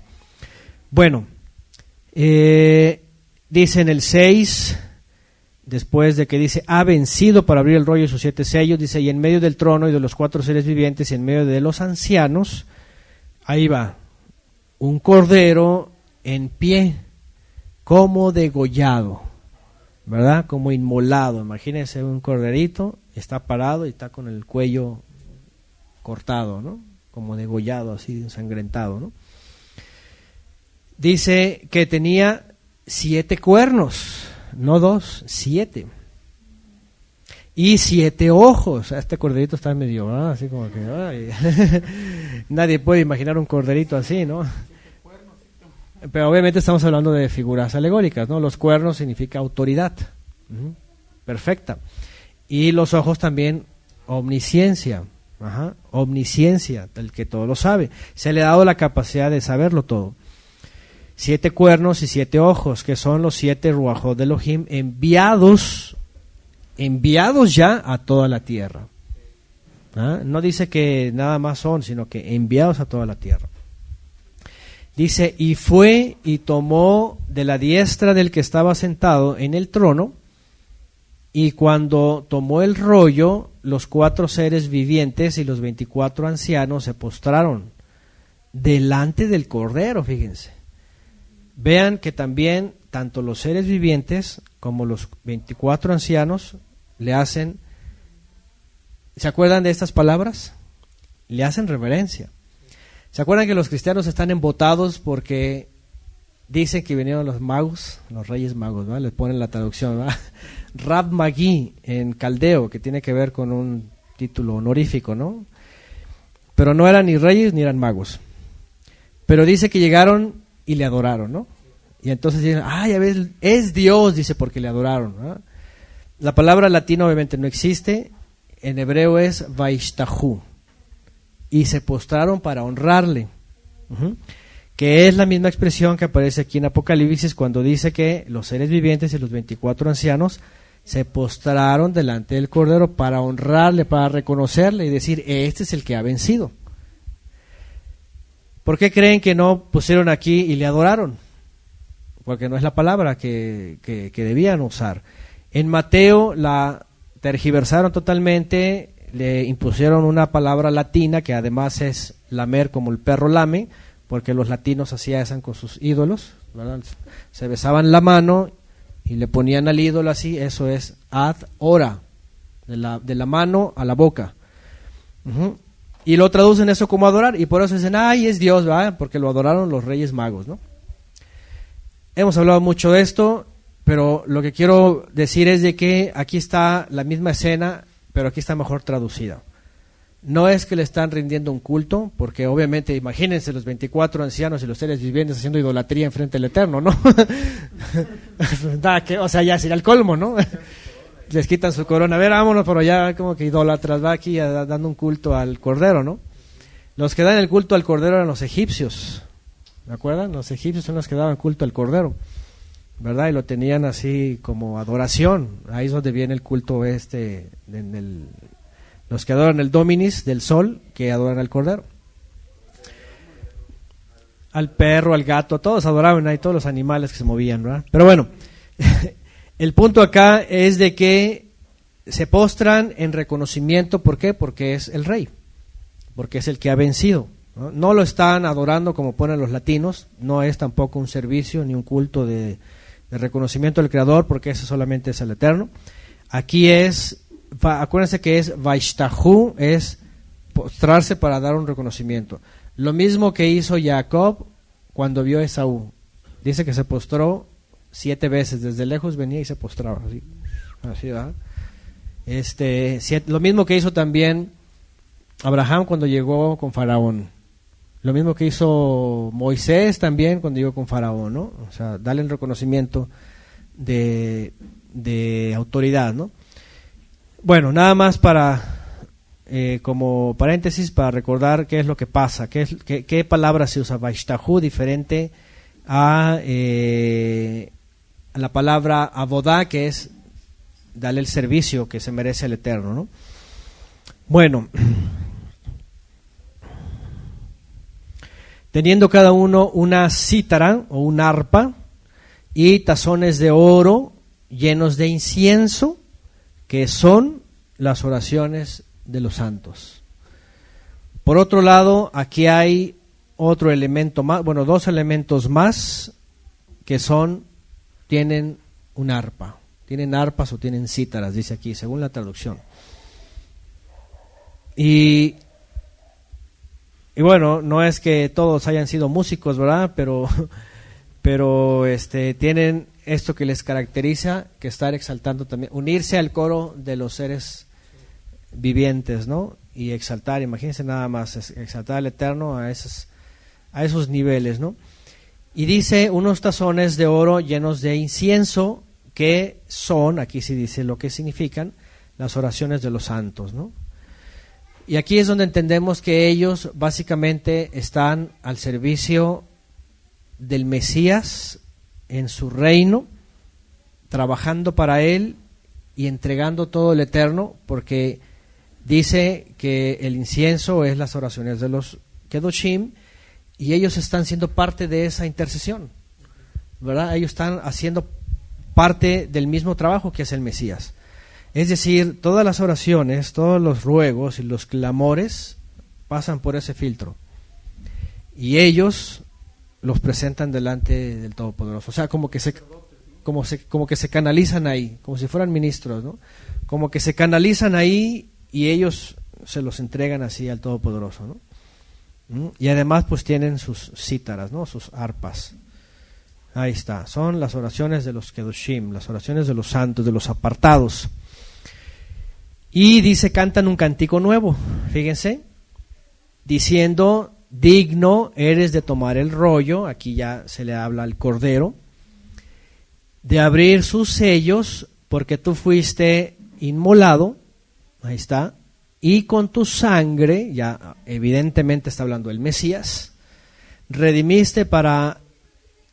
con tu sangre redimiste para Elohim de toda tribu y lengua y pueblo y nación. De hecho, otras versiones dice, y nos redimiste. No sé si en las de ustedes viene así, déjenme ver las comparaciones. Fíjate, ahí está, aquí hay otra versión, Biblia al día, y con tu sangre compraste para Elohim gente de toda raza. A ver, compraste, en otra versión, Reina Valera 1909, nos has redimido. ¿Qué más? De tomar el libro, abrirse porque fuiste degollado y compraste para Elohim con tu sangre hombres de toda raza. Bueno, depende de la versión. Unos se incluyen ellos mismos, nos compraste, otros solamente dice compraste de toda raza, de toda tribu. Con tu sangre rescataste para Elohim a gente de toda raza, idioma, pueblo y nación. Bueno, dependiendo de la versión, a hombres de todas las familias. Y bueno, aquí hay una cosa importante que destacar justamente, y es esto, ¿no? Número 1, aquí ya se revela lo que los apóstoles en el año 50 estaban entendiendo, que no se trataba solamente de Israel, que no se trataba solamente del linaje de Abraham, Isaac y Jacob, sino que la muerte del Mesías también estaba abriendo la puerta a todos los linajes. Porque tú fuiste inmolado y con tu sangre redimiste para el Todopoderoso de toda tribu y lengua y pueblo y nación. Una cosa que hay que marcar aquí, que todas las versiones hablan de linaje, lengua y pueblo y nación, ¿verdad? porque vienen los preteristas y resulta que dicen ellos, nada más para como abriendo un paréntesis, que dicen ellos que como esto fue antes del 70 y todo era para Jerusalén, dice que nada más era de todas las tribus de Israel. O sea, como que no tenía nada que ver con los gentiles. Sí, está muy limitado, como que nada más de todas las tribus, porque ellos citan los textos donde dice sobre toda la tierra y sobre toda nación, y dicen ellos, no, la palabra es nada más para las tribus, para las 12 tribus, como si fuera solamente para ellos, ¿no? Y obviamente no, vemos en varios textos, y sobre todo en este, en donde define que tiene que ver con toda tribu y toda lengua, toda raza, toda nación, todo pueblo, toda etnia. De hecho, en griego la palabra que aparece es etnos, que son todas las etnias, todos los linajes. Pues toda la humanidad, ¿verdad? De entre todas las naciones, lo que estaba pasando en Hechos capítulo 15. Dice que el Mesías levanta el tabernáculo de David caído y que el Eterno estaba tomando de entre todos los pueblos pueblo para sí, pueblo para sí. Que dicho sea de paso también, otra vez, es muy importante volver a recordar esto, porque en la semana vi un video tan ridículo, un video tan ofensivo, de veras así una cosa bárbara, que yo no me imaginé que iba a llegar a esas instancias, ese tipo de gente, que hay un individuo por ahí, según maestro de la Biblia y no sé qué tantas cosas, conferencias y quién sabe qué tanto, y le dedican un video por lo que es, y lo posicionan como el nuevo Adán que ha venido a levantar el tabernáculo de David caído. Háganme el favor. Háganme el favor. O sea, tú ves eso y dices, ya no sabes de veras si llorar o caer a carcajadas, ¿no? Porque lo posicionan como una creación especial del Eterno, un nuevo Adán. Así lo ponen en la descripción del video loco este. Y dicen que va a ser el hombre que va a levantar el tabernáculo caído, que por cierto es el que está haciendo una sinagoga ahí en la jungla maya y está ahí haciendo el culto otra vez y se visten de levitas y se sienten, ¿verdad? Que pues traen la idea loca de que ellos van a hacer una nueva reforma, van a completar la reforma y que son los iniciadores del levantamiento del tabernáculo de David caído. O sea, así de plano, tan así, ya es una cosa como idolátrica del mono este, ¿no? Que nosotros ya hemos hablado una y otra vez y hay una clase especial que se llama Tabernáculo de David levantado por Yeshua. Que digo, es tan sencillo como ir al texto, es tan sencillo como ir a Hechos capítulo 15 y ahí dice claramente que el Mesías es el que estaba levantando el tabernáculo de David que estaba caído. ¿Y estos del video qué son, mesiánicos? Son efraimitas, hasta eso son prosionistas y son que Judá y que la casa, que el hermano mayor y que todas estas cosas. Ajá. Son efraimitas, ¿no? Son los de las tribus perdidas y que todas estas cosas, ¿no? Están levantando una sinagoga ahí en la tierra de los mayas, ¿no? En donde está el nido de serpientes, ¿no? Así se llama toda esa zona maya, ¿no? Pero bueno, a lo que voy es, vean cómo la escritura, no solamente en el libro de los Hechos, dice que con eso concordaba la escritura, que el tabernáculo que estaba caído de David, el Mesías ya lo estaba levantando y estaba tomando de entre todos los pueblos y naciones pueblo para sí, ¿verdad? Pueblo para el Eterno, ¿no? Y esto significaba que estaba dando lugar, obviamente, a la obra del Eterno por medio del Mesías. Todo lo que quiso David lo estaba haciendo el Mesías, ¿ah? El tipo de David, o sea, aquel que tenía el corazón según el Eterno, obviamente, ¿cómo se dice? Sombreado en David, pues obviamente pues era Yeshua el Mesías, ¿no? El cual vino a acercar el verdadero servicio, el que dijo el Eterno está buscando servidores en espíritu y en verdad, el que dijo que no se trataba de templos, que no se trataba de sinagogas, ahí para que entienda esta gente, que no se trataba de ritos, que no se trataba de sionismo, de talmudismo, de Judá, de nada de estas cosas, sino de servir al Eterno directamente, también está mencionado aquí en Apocalipsis. Porque vean lo que dice: el Cordero es digno de desatar los sellos, de abrir el rollo, porque Él es el que fue inmolado. Imagínense este individuo que está diciendo que le están ahí alabando como una deidad, como si fuera inmolado Él, ¿no? El Mesías dice, el que fue inmolado, y con su sangre redimió para Elohim de toda tribu, lengua, pueblo y nación. Y ahí les va lo que todavía muchos de plano no les entra todavía en la cabeza. Dice, y los ha hecho para nuestro Elohim, ¿qué? Un reino de ministros, y reinarán sobre la tierra. Un reino de ministros, y reinarán sobre la tierra.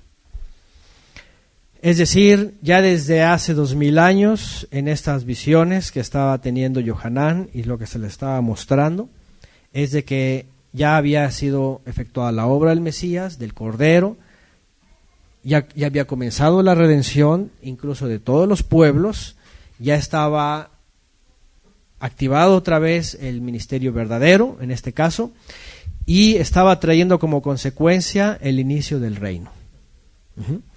Porque el hecho de que diga reinarán sobre la tierra no significa que tengan que esperar 2000 años hasta que llegue el milenio, sino que ya son reyes con él, ¿verdad? Reyes y ministros. De hecho, en Apocalipsis más adelante también así lo dice, ¿no? Reyes y ministros para su Elohim, así dice. Entonces, es muy claro, obviamente, que aquí ya está diciendo que el Cordero ya tiene autoridad, ya tiene poder, ya tiene dominio, además ya ha redimido y ya ha tomado, y los que estaban tomando, porque no significa que ya había tomado todo, sino que el reino manifestado en la tierra es justamente esto: no recluir ni hacerse de un ejército para combatir a todas las naciones, sino que desde entonces era recibir a conversos de todas las naciones. El reino no es otra cosa que extender entre todos los pueblos a personas que reconocían la autoridad del Mesías y, como vimos ayer, ¿se acuerdan?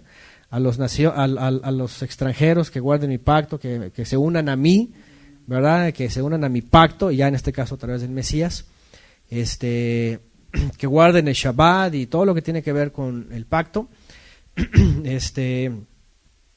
Dice que el Padre los iba a admitir en su casa. No es otra cosa más que esto, es lo mismo, nada más que ayer lo vimos en otras palabras. Pero es lo mismo, admitirlos en su casa, adherirse a Él, es esto, que por medio del Cordero, dice, los ha hecho un reino de ministros. Ahí está, un reino de ministros, y reinarán sobre la tierra. El reino que está ejerciéndose desde entonces no tiene absolutamente nada que ver con un dominio terrenal.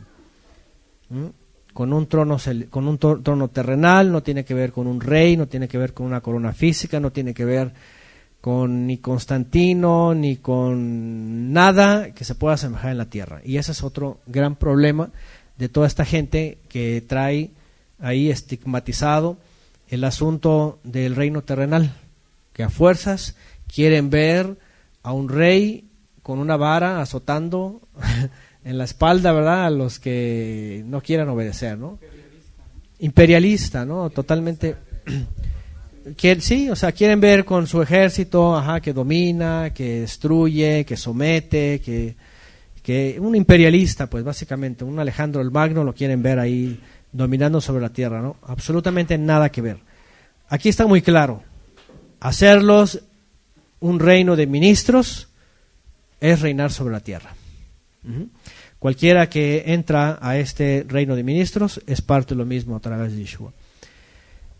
Bueno, aquí añaden, 1 de Pedro 2:9, vosotros sois linaje escogido, real ministerio, nación santa, pueblo adquirido para posesión de Elohim. Vean, pueblo adquirido para, es lo que está diciendo Hechos capítulo 15 también, que él estaba tomando de todas las naciones pueblo para sí, a fin de que anuncien las virtudes de aquel que los llamó de las tinieblas a la luz admirable. Eso es el reino, mostrarle a las tinieblas la luz admirable.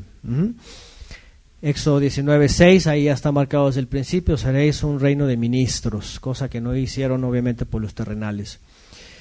Bueno, un reino de ministros reinarán sobre la tierra. 5:11, y tampoco aquí pone límite, por ejemplo, no habla de 1000 años, no dice reinarán sobre la tierra 1000 años, ¿no? Como el asunto alegórico que viene más adelante, que más adelante lo volveremos a ver. El hecho del reino ya está aquí implícito. Bueno, sigue diciendo en el 11, y mirando yo oí la voz de muchos malachim alrededor del trono y de los seres vivientes y de los ancianos. El número de ellos eran de miriadas y millares de millares, o sea, incontables, multitudes y multitudes de ángeles, imagínense nada más, que decían a gran voz, digno es el Cordero que fue inmolado, otra vez también ellos reconociendo al Cordero, la dignidad que tenía, de tomar el poder, dice, y la riqueza, y la sabiduría, y la fortaleza, y el honor, y el esplendor, y el canto, vean, y el jalel. Y a toda cosa creada en el cielo y en la tierra, y debajo de la tierra y en el mar, y a todas las cosas que están en ellos, oí que decían exaltación, y honra, y esplendor, y dominio, al que está sentado en el trono, o sea, el Eterno, y también al Cordero por los siglos de los siglos. Y los 4 seres vivientes decían, amén. Y los ancianos se postraban otra vez, y esta palabra otra vez que cambian al latín ad ora, tiene que ver con reconocimiento. Se postraron, reconocimiento, dando un reconocimiento, ¿no? Lo que ya habían hecho al principio. Por otro lado, una de las preguntas que siempre se hace respecto al Mesías ¿es correcto exaltar al Mesías? Pues sí. Cantarle, porque las preguntas siempre van a, ¿es correcto adorarle? Ahí el problema es la palabra latina, ¿no? La palabra que tiene ambigüedad dentro de los términos bíblicos, porque los latinos pues lo hacían con todos sus ídolos.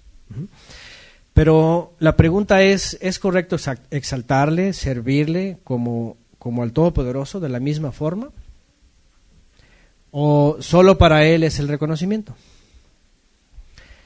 Si nos basamos a estos textos, por ejemplo, en el primero, cuando se habla del Cordero, dice que es digno el Cordero que fue inmolado de tomar el poder, de tomar la riqueza y la sabiduría y la fortaleza, el honor, el esplendor y el jalel, la alabanza, aquí esa palabra latina también, pero es el canto, o sea, ¿es correcto cantarle? Sí es correcto cantarle, por supuesto.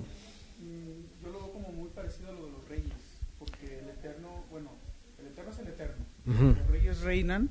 Y de hecho incluso a los reyes también se les cantaba, a David se le cantaba también, porque le decían David mató a 10,000, Saúl a 1,000, todo eso. O sea, siendo rey el Mesías también es digno de la exaltación porque el Eterno lo puso como rey, ¿no? Sí, es correcto. Por eso cuando menciono yo la pregunta que hacen, primero la inquietud de la gente es porque en las iglesias se le ha posicionado como Dios, dicen ellos, ¿no? Ajá. Ese es el gran problema. De entrada, en las iglesias, por causa del rito, que es toda la liturgia, se le canta a una deidad separada en 3, ¿no? Dios en 3 personas, bendita Trinidad, ¿no? Y ahí empieza todo el relajo, ¿no? Porque ellos empiezan a decir, bueno, si es Dios, recibe toda adoración, ¿verdad? Toda adoración. Y ya se le adora al Padre, al Hijo y al Espíritu Santo, se le adora a la Trinidad, y es como todo una expresión tanto emocional desbordada, que le llaman ellos alabanza, como un culto solemne, que ellos le llaman adoración. Entonces en la iglesia yo me acuerdo que crecí escuchando estas enseñanzas teológicas que decían que como Cristo es Dios, se merece toda adoración y toda alabanza, dicen ellos. De entrada ya sabemos que estas palabras pues son de origen extranjero, ¿no? Incluso algunos dicen que alabanza pues tiene que ver con exaltar a Alá, que es de origen árabe y que tiene que ver con un culto a Alá. Y la otra adoración pues obviamente también es de origen latino, no es bíblico. Están las Biblias traducidas, pero ad ora es llevar la mano a la boca para darle un beso al ídolo. Que si ustedes van al diccionario de Strong, a la traducción en griego viene del latín que dice lamer, como un perro lame a su amo, ¿no? Le está lamiendo, ¿no?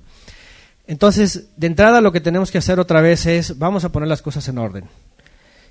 En Apocalipsis, ya vimos en el número 4, en el capítulo, vemos que está uno en el trono, y en el verso 11, desde el verso 10, están los seres vivientes, y le dan esplendor, desde el verso 9, honor y acción de gracias al que está sentado en el trono.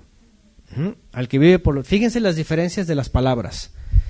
Le dan kavod, le dan reconocimiento, acciones de gracias, se postran delante del que está en el trono, sirven, aunque aquí usan la palabra adorar, verso 10, 4:10, sirven al que vive por los siglos. El servicio es muy diferente, se sirve al Eterno solamente, lo que traducen como adoración. Vean las grandes diferencias. Sirven al que vive por los siglos de los siglos, colocan sus coronas, es decir, todo lo que poseen es del Creador. Luego le dicen que es digno de recibir esplendor, honor y poder, porque Él creó todas las cosas. ¿Se dan cuenta?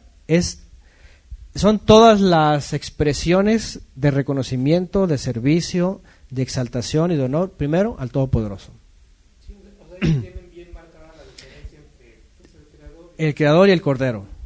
Cuando se van al Cordero, de hecho hay una combinación. Al principio solamente se les dice en un cántico: digno eres de tomar el rollo, de abrir sus sellos, porque tú fuiste inmolado, con tu sangre redimiste para Elohim de toda tribu, lengua y pueblo y nación.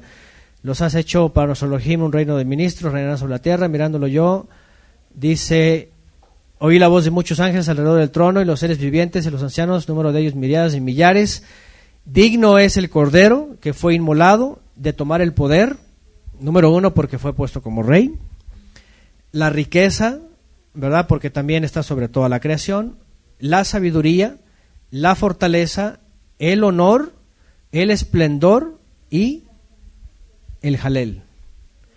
Se omiten palabras, por ejemplo, como la adoración, que viene del hebreo, es el servicio, ¿verdad? El servicio como algo que se va a hacer para el Eterno por toda la eternidad. Por ejemplo, cuando Pablo dice que mientras tanto el Mesías está redimiendo toda la creación, dice que en el momento que concluya va a entregar todo al Padre y él mismo se sujetará. Es decir, él mismo va a ofrecerse en servicio como todos los demás al Todopoderoso. ¿Se dan cuenta? Ahí ya queda exclusivamente el servicio para el Eterno. Ahí él mismo va a pasar a ser súbdito. Aquí es donde tenemos que hacer la gran diferencia. ¿Por qué? Porque lamentablemente ese tipo de textos, como otros, como aquel que traducen que vinieron los Reyes Magos y adoraron, son de lo que ha hecho mucho ruido, y que por eso los judíos, al momento de no comprender en la teología y ser tan ignorantes respecto a esas expresiones, pues somos calificados de idólatras. Y ellos dicen eso es avodah zará. Es un servicio extraño, le llaman, ¿no? Que es igual a idolatría, ¿no? ¿Por qué? Pues porque ven a todos los cristianos postrados a la cruz, haciendo un culto a un cordero, ¿verdad? Y al Santísimo, y ya saben, y entra cualquier cantidad de idolatría. ¿Por qué? Porque les dicen es Dios, y si es Dios, pues adóralo. Y como ven un culto extralimitado, totalmente, sin ningún límite y sin ninguna mesura, pues solamente el judío dice, ¿sabes qué? Eso ya es idolatría. Y así lo manifiesta la cristiandad, lamentablemente, como un culto idólatra. Cuando ni siquiera en Apocalipsis, que vamos a ver más adelante, Ni siquiera a los ángeles ni al Mesías se les tiene la capacidad de eso, ¿no? Dice sirve solamente a Elohim, dice en cuando dice que Yohanan cayó a los pies del que le hablaba y dice, levántate, dice, porque yo soy consiervo tuyo también, dice. Dice, sirve solamente a Elohim, dice, al Todopoderoso, nada más. Nada más al Eterno, sí. Entonces, el gran problema con la cristiandad es de que, como no tienen idea primero de quién es quién, y todo lo mezclaron, agarran parejo. Los pobrecitos están tan llenos de ignorancia que se ponen a orar y ya no saben si le están orando al Espíritu Santo, a Dios o a Jesús. Oh, Señor Jesús, sí, Espíritu Santo, oh, Dios, y quién sabe, y hace una revoltura y tú dices, ¿qué están hablando de estos individuos, no? O sea, es muy triste, digo, a lo mejor nos pasó, no sé a quién le llegó a pasar, porque a veces en estos lugares así oran y no sin ningún entendimiento, solamente dirigiéndose a la Trinidad en general, ¿no? Cuando en la Escritura no es así. El orden, de hecho, el Mesías mismo dice, cuando oren, oren así, Avinu Shebashamayim, nuestro Padre que estás en los cielos. Cuando Él se pone como intermediario por medio de sus nombres, porque Él ha recibido autoridad, pero en ningún momento, por ejemplo, dice que se dirijan las oraciones a Él. Nunca dicen, ahora oren a mí, órenme a mí porque yo, no, sino todo es el Padre. Más bien ellos son, Él con los 24 que vemos aquí son los enlaces para el Creador. Que las oraciones incluso son intervenidas ahí y luego son presentadas al Todopoderoso. Entonces, hay una gran diferencia con el conocimiento del Creador y el reconocimiento del Cordero. Digno es, vean, de tomar el poder, la riqueza, sabiduría, fortaleza, honor, esplendor y canto, el Jalel. Y luego en el 13 dice, por eso, aquí es donde decimos, sí, por eso se le puede dar el reconocimiento al Mesías en los cantos. Por eso tenemos esa permisiva y por eso en los cantos lo hacemos. Entiéndase, porque se le da el reconocimiento porque es el Cordero que ha vencido. Por otro lado, también los judíos también se extralimitan y creen que cualquier reconocimiento ya es Avodah Zará, y tampoco es el asunto, ¿no? Porque los judíos, ya tomándose de la idolatría que hacen en toda la cristiandad, pues ya creen que un canto dirigido al Mesías ya es una Avodah Zará, un culto extraño, y no es cierto tampoco. Ellos tienen que saber que habemos personas que nuestro ser y nuestra vida son del Eterno totalmente, y nuestros servicios son a Él. Y el reconocimiento sí al Cordero, porque Él es el que ha vencido y Él es el que nos lleva al Padre. Pero el gran problema, como lo estudiamos en Pesaj, es de que el Cordero que se usó en Egipto para la libertad y para ir a servir al Eterno, lo agarraron y lo pusieron ahí y es un culto de adoración. En el mundo, el Cordero de Elohim no es el medio para llegar al Padre, sino es el culto de adoración. Es el fin. Imagínense nada más, al Cordero, todo. Y eso porque la mentalidad egipcia era eso, adorar al Cordero. O sea, no podían, de hecho en la misma Torá, en Éxodo dice, ¿cómo vamos a hacerlo? Dice, si los egipcios aborrecen un sacrificio de los corderos, ¿no? O sea, para ellos es un ídolo. El hecho de hacer un sacrificio de un cordero en Egipto era contra todo Egipto, era contra sus dioses. Entonces hicieron ellos lo que estaba prohibido en Egipto, porque ellos adoraban al cordero. Pero el cordero solamente era el medio. El Eterno dijo, agarren un cordero, inmólenlo, se lo comen y vámonos, para que me sirvan en el desierto. Pero todos estos se agarraron al cordero y terminaron adorándolo. Y ahora el cordero es el culto. Y aquí es el gran problema, ¿no? Y por eso el judío dicen Avodah Zará. El cordero es de la salida, para que salgas y vayas a servir al Eterno, no para que te quedes ahí y lo estés adorando, ¿no? Eso lo hacen los egipcios, por eso es algo tan claro para ellos, ¿no? Y por eso hay que hacerles entender y hay que esclarecerles que nosotros no estamos detenidos en el cordero. Pero sí hay el reconocimiento en Apocalipsis, por ejemplo. ¿Por qué? Porque Él es el que venció la muerte, porque Él fue el obediente, porque Él fue el cordero inmolado, pero el único digno de servicio pues es obviamente el Eterno, ¿no? Eso es lo que... Y también hacerles entender a la gente que hay que explicarle a los demás qué es lo que hacemos y cómo lo hacemos. Porque todavía hay gente, por ejemplo, aquellos que vienen con el tehuacanazo, que dicen que es el mismo y hacen las mismas locuras que hace Roma, ¿no? Y están adorando al Cordero también, ¿verdad? Y hasta le ponen Yahweh o no sé qué tantas cosas dicen, puras de estas, ¿no? Y le llaman del mismo nombre, entonces espérame tantito. O sea, por eso el judaísmo está renegando, porque hacen Avodah Zará cuando no ponen a cada uno en su lugar, ¿no? Bueno, y aquí ponen más cosas. A ver,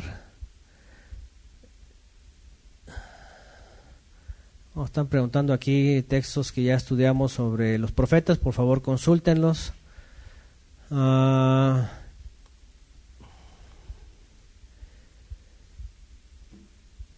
Dice, los judíos prefieren dar honores y adoración a sus rabí. Por otro lado, por ejemplo, sí, es otra cosa que es incongruente, ¿no? Ellos critican mucho nuestro reconocimiento al Mesías, el Cordero que venció, pero por otro lado, pues sí, ellos están metidos en el culto a sus rabinos, ¿no? Y a todos los jajamim y todas estas cosas, ¿no? Pero bueno. Dicen por acá, María Marrufo, ahora tienen los cristianos una fiesta a un Dios trino, un nuevo invento, dice, una fiesta más. No sabía eso, no sé cómo está, pero bueno. Siempre lo han tenido desde Constantino, que deificaron al Mesías, fíjense nada más, desde que Constantino deificó al Mesías, y luego vino la Trinidad de Tertulianos versus Praxias, pues se cae en todo esto, ¿no?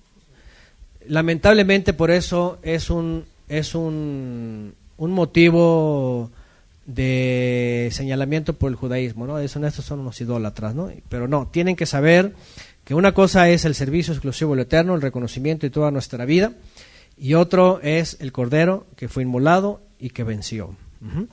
Ahora, hay una más en el verso 13, dice, toda cosa creada en el cielo y en la tierra, y debajo de la tierra, y en el mar, y todas las cosas que están en ellos, oí que decían, ahí está, canto y honra y esplendor y dominio al que está sentado en el trono, primeramente, número 1, y también al Cordero por los siglos de los siglos. Aquí comparte estos mismos reconocimientos de los hombres, ¿no? Pero cómo, no sin antes hacerlo al Creador, ¿no?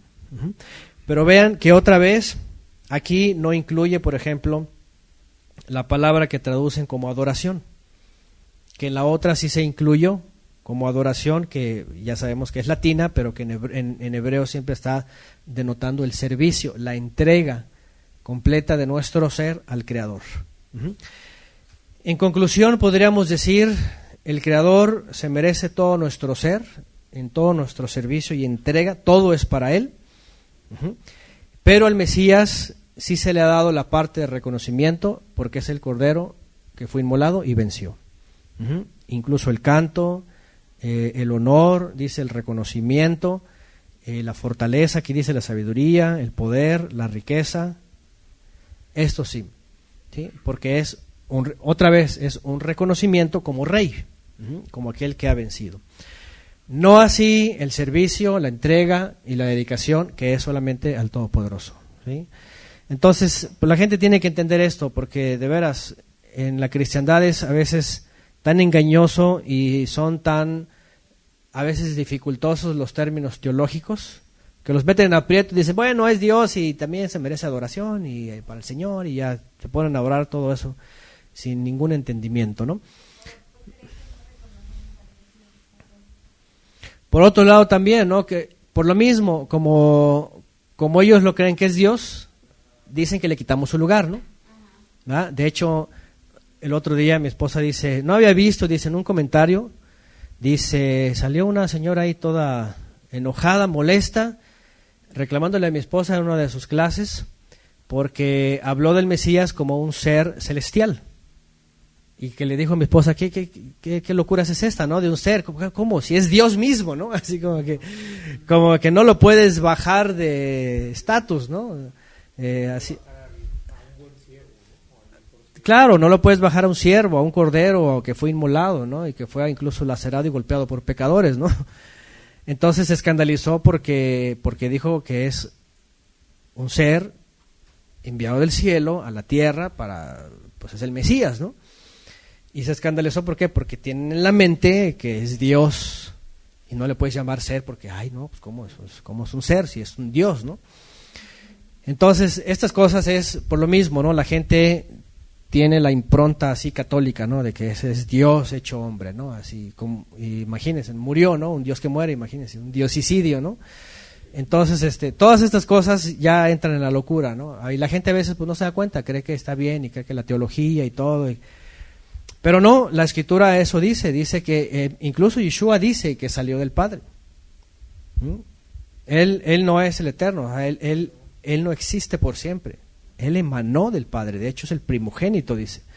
Y ya cuando hablar de primogenitura, estás diciendo que hay alguien antes de él. Obviamente, ¿no? Unigénito y primogénito. Entonces, pero pues a veces la gente está tan arraigada que se colapsa, porque son cosas como cuando le das a alguien una ecuación, porque no entiende, ¿no? Así como que, ¿qué es esto? Se colapsa y no entra en su cabeza, ¿no? No están acostumbrados nada más al 2 más 2 más 2 más 1, ¿no? Y no tiene una idea de la ecuación trigonométrica, ¿no? Que te lleva todo el pizarrón, ¿no? Entonces se colapsan, entonces no pueden entender cosas que pues nunca se les enseña. Y como siempre se les ha dicho, ¿verdad? Que hay que Dios y que se hizo hombre y todo esto. Y bueno, y el divino niño y todas esas cosas, ¿no? Bueno. Ponen aquí Juan 14:6. Por supuesto, hay muchos textos que hemos estudiado en la serie Yeshua el Profeta, el cual oír una y otra vez, donde pues se habla del propósito del Mesías, ¿no? Como que es ser el camino, verdad y vida. ¿A quién? Pues al Padre. O sea, si él hubiera dicho yo soy el Padre y punto, o sea, a mí vengan, pues entonces vamos a él. Y ahora sí, adora al Cordero, ¿no? Pero no, él es camino, verdad y vida para llegar al Padre. Ahí dice, nadie viene al Padre excepto a través de mí. Bueno, entonces en Apocalipsis están marcadas bien estas diferencias. Y esto último que comparte el Eterno con el Mesías, que tampoco es la adoración, porque también en Isaías lo vimos. Dice, yo soy, dice, fuera de mí nadie. Lo último que vemos aquí en 5:13 es canto, honra, esplendor, dominio al que está sentado en el trono y también al Cordero por los siglos de los siglos. O sea, primero al Creador y luego a su Cordero. Y termina en el 14, y los 4 seres vivientes decían amén. Y los ancianos se postraron otra vez y dieron un reconocimiento. Otra vez la misma palabra, ¿verdad? Hablando del reconocimiento. El reconocimiento a ambos, ¿verdad? Primeramente al Creador, por supuesto, y luego a el Mesías que está ahí, que es, pues finalmente la obra del Eterno para la redención, ¿no? Es por medio del cual. Bueno.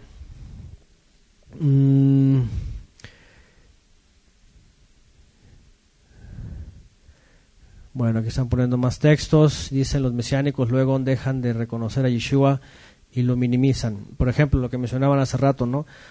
Una de las presiones más grandes que ocurre hoy día es justamente lo que mencioné hace rato, que el judaísmo, por toda la idolatría que han desarrollado desde Tertuliano para acá, y señala a la cristiandad como abodá zará, como idólatras, ha hecho que personas que vienen a la mesiandad, al mesianismo y todos estos ismos projudaicos, definitivamente también le quiten el reconocimiento al Mesías y lo bajen a la estatura ya de un terrenal, ¿no? De un profeta. Y esta es otra cosa que también está mal, ¿no? Porque no significa que por el señalamiento de los judíos, pues ya no reconozcas al Mesías por lo que es. Ya le quites el reino, le quites la autoridad, le quites el dominio, le quites el reconocimiento, el canto, y ya lo remuevas y ya nada más lo tengas ahí de adorno, ¿no? Y es lo malo, que estos mesiánicos se sienten señalados, obviamente del qué dirá, ¿no? Así, no, para que la casa de Judá no nos vaya a criticar y no vayamos a ser piedra de tropiezo, dicen ellos. Entonces ya el Mesías ya lo bajan al estatus de profeta y ya se queda así como los testigos de Jehová, ¿no? Que es como profeta, ¿no? Para ellos. Es la diferencia, por cierto, ¿no?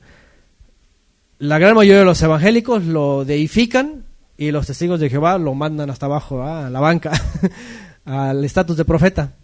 Entonces, eso ha ocurrido, ¿no? Son las vertientes, ¿no? Por otro lado, los adventistas, por ejemplo, lo ponen como ángel y es Mijael, ¿verdad? Y entonces, y a otros, pues los que se van a la judeidad, ya no es nada, es hijo de vecino y de vecina y no es nadie. Entonces, ya, o sea, esas son las grandes diferencias, ¿no? Pero si nos mantenemos en lo que dice escrito, el Mesías sigue obteniendo el segundo lugar. Después del Todopoderoso, dice que lo entrona a él, lo pone como digno de todo esto, el reconocimiento, y además, pues como ya todo lo que sabemos en las cartas, es rey, es juez, es ministro, ¿verdad? Es camino de verdad y vida, y es el que nos lleva al Padre, definitivamente, ¿no? Pero otra vez, es el medio para llegar al Padre. No se queden ahí atorados adorando al Cordero, no se queden adorando al Cordero, sino el Cordero es para que salgas libre a servir al Padre, en espíritu y en verdad. De hecho, Yeshua lo enseñó. Dice, el Padre busca, no dice yo busco. El Padre busca servidores que le sirvan en espíritu y en verdad. Y Él viene a poner el ejemplo. Si Él hubiera hablado siempre en primera persona, ¿verdad? Yo vengo a buscar servidores y entonces ya sería muy diferente. Ya todo el tiempo sería solamente para Él. Pero no, obviamente, pues Él viene a cumplir lo que el Padre estaba ordenando. Bueno, pues hasta aquí por ahora.